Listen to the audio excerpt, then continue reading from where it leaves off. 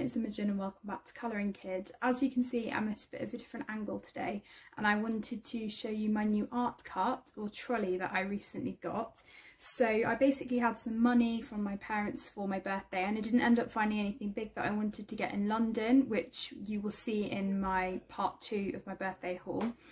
But this was something that I really wanted to get. I've seen so many people have these over the years. I saw Sammy's video that she did of her art cart. I saw Jen from Reading with Purpose show the things that she had in hers, and it's always something that I've really wanted. And as some of you may know, if you saw my room tour, I had a kind of it's kind of like a trolley, but it was more of a storage unit which had 3 trays that you could pull out. We got it from IKEA and I've had it for quite a while, and it was kind of breaking, probably because of the stuff that I had in it, but it wasn't the best. And Tom's actually got that now. You can probably actually see it down there underneath his desk, but I just thought I would have a huge clear out of everything anyway. I have been through so much of my stuff about 2 times and I am so pleased with everything that I have got rid of and sorted out, and the fact that it just looks so much neater. So it's very similar to what you've seen before. There aren't massive changes in terms of where everything is, but it definitely is a lot less jam-packed. So this was something that I thought would be great because it has all of the main things that I use for colouring in one place. Obviously it doesn't have my books in it, but it is the main place, and now I can take it into the sitting room if I'm colouring, and I don't have to worry about things being all over the floor and then having to clear it up afterwards. And it's just all very, very nice and compact. So it is on wheels, and I did get this from IKEA. So this was about £30, and I believe it's called Rashult, and this is the smaller one. I know there's definitely a bigger one, but this one is about 60. Oh no, that can't be right. I can't remember how tall it said it was. I was gonna say, I swear it said 65 centimetres, but it doesn't seem that tall. No, it's got to be taller than that, although maybe not. I think it is around about 65 centimetres actually, which doesn't seem quite doesn't seem that much, but actually it is. Sorry for the shadow there is, the lighting is a bit funny obviously because of the different angle, but it's so great and it fits more than I thought it would. The trays aren't as deep as my other one and it definitely fits less in, but honestly I don't mind that because the way that it looks and the organisation that I can have of having my main things is so handy. So I'm just going to get started and show you. So on this top bit I have the things that I use most often. This is mainly the tools that I go to, if I need a rubber or a blender, anything like that, or if I need my book or my colour palettes, that sort of thing. So I have my colour cards. Sorry, I'm having to adjust to where the camera is. So you've seen these before, it's one of my most popular videos actually, and they're amazing and they just fit really nicely there. I do have my Arteza white gel pens just here. I haven't put them into a pencil case, I quite like them in the 3 set on their own, so I've just kept those separate, but to be honest I'll probably end up putting them in a case. This pencil case I have, I think it's meant to be a makeup case, but I got it from Jack Wills. It actually came in something that my I think my grandma and granddad got me some makeup brushes and they came in this, but I thought I would use it to keep stuff that I'm currently using. So most of this has the tools that I'm using at the moment for a picture, so I will show you something on my desk which will explain kind of why my desk is a lot neater than it was. But yeah, this has just lots of my tools in it, my Derwent blender, not blender, sorry, rubber, my Skull sharpener, my Faber-Castell white Pitt pen, my new Caran d'Ache blenders, which I love. Well, I've had that one for a while, but I've got a couple of spare ones now. Cotton buds for blending, Prismacolor blender, that sort of thing. So lots of good stuff in there. Underneath that I have another pencil case. Sorry, I just shook the camera really badly there. I'm just still getting used to this. This is one of my favourite pencil cases. It's the Joanna Basford pencil case. Oh, we're in focus. There we go. And this one usually has all of my most used supplies in it. So if I don't have them on the go for another project, they'll all be in here. So apart from the things that you just saw, I have some silver gel pens, gold gel pens, my clear glitter jelly roll, Posca pen, rubbers, more blenders. I've got my pencil extenders and also my rubber pencils from Faber-Castell. So again, lots of tool bits. They're so useful though, and I love having them in these cases. This is a Faber-Castell grip case. I love these things. I got this last summer, I think, and this has some pencils which either I've forgotten to put away or they're a work in progress. Some of these pencils here are still from my work in progress from the Disney Thomas Kinkade picture. I'm kind of tempted to just put them back into the case because it's slightly annoying having them here and forgetting about them.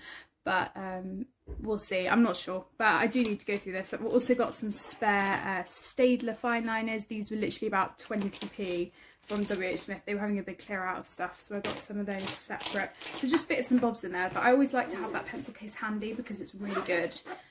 So I really like that. Actually, let me move these because then it's a bit easier to get to things. So this is, as you know, if you've seen some of my videos, it's my colour chart book. So this is from a shop called Whistlefish, which is found most commonly in Devon and Cornwall, I think. I don't think it's in any other shop, places, sorry. And this has lots of my colour palettes that I want to remember from different books. So whenever there's something that I really like turned out and I want to remember how I did it, I will just write it down here. And, oh, sorry, I literally just shook the camera again.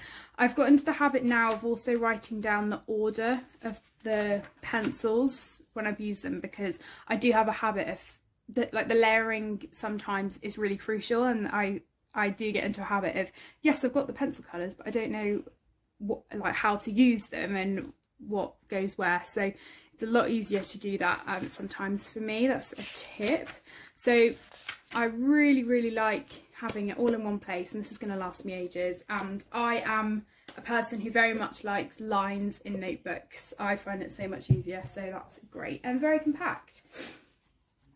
This is my swatch book. If you've seen my hauls, you'll know that I've added recently to this. So I've actually not written it there, I don't know why. These are my new Finetec paints. We've got the Smart Panda highlighters, the Spectrum Noir Sparkle Glitter brush pens.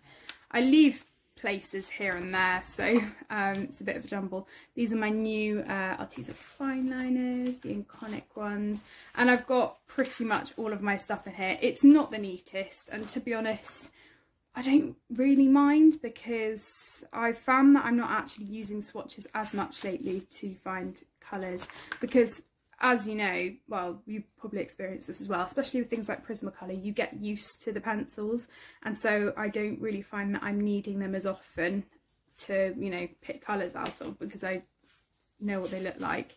Because I've had them for so long. So these are my Artezas, so bits and bobs in there. I believe this was a WH Smith notebook, and I think it was about £4 or £5, and it's really good because it comes with a huge thick cardboard backing, so it's really good for keeping flat. And the last thing I have in here, which you'll be very familiar with if you've seen lots of my videos, this is my journal, my colouring journal, and I basically write down all of my completed pages, all of the colour alongs that are going on for that month, so that I can keep track of them. Sorry for the shadow, I really apologise. Whips to complete from the month, YouTube videos that I've done or need to do.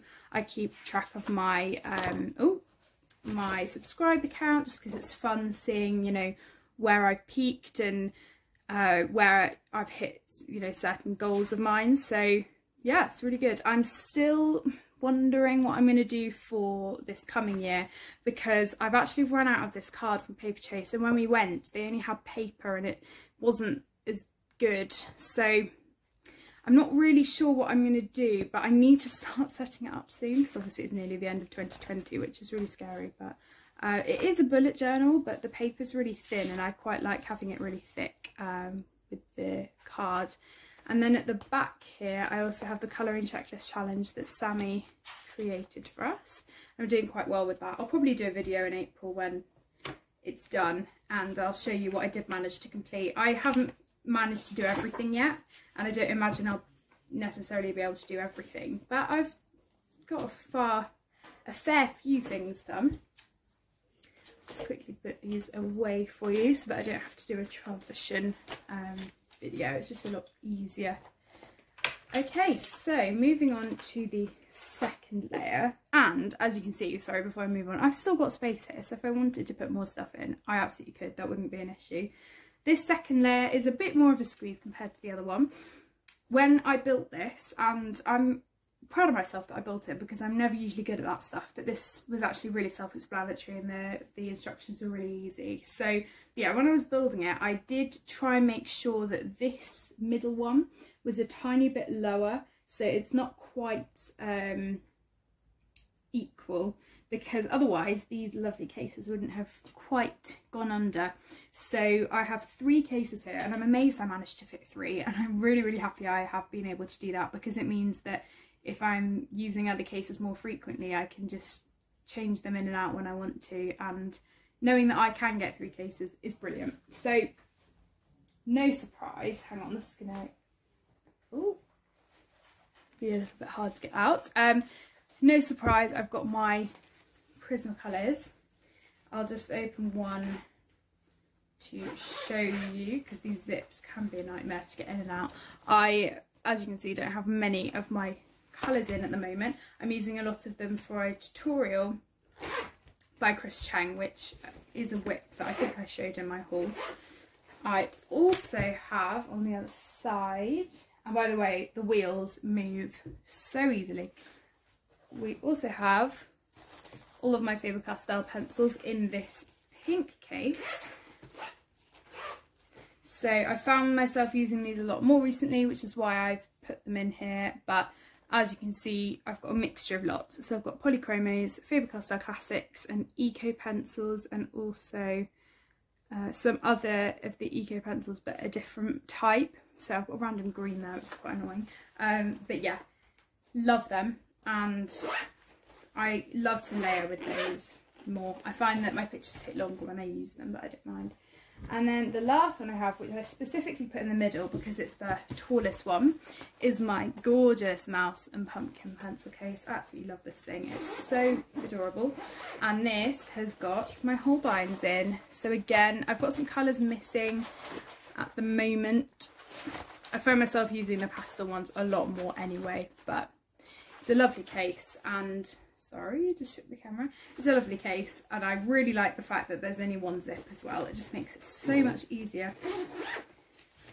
But they are a bit bigger, so I would not be able to fit 3 of these in if I had. I don't think I have 3 that are that size, but I wouldn't be able to fit 3 in.